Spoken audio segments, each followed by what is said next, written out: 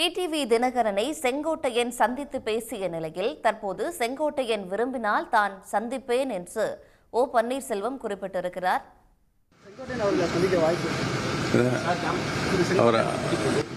அண்ணன் செங்கோட்டையன் விரும்பினால் சந்திப்பேன்.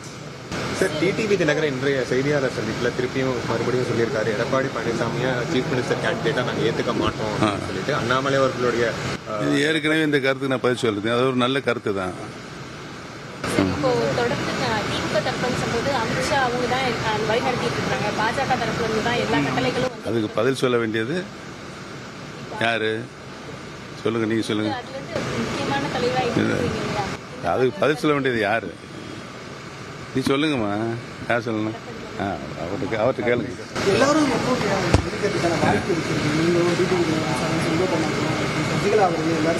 சுபாஷ், உங்களோட முதல்ல சொல்லிட்டு சந்திப்பா, உங்களுக்கே நல்லா தெரியும். வாங்க, கண்டிப்பாக கால் பண்ணுறேன்.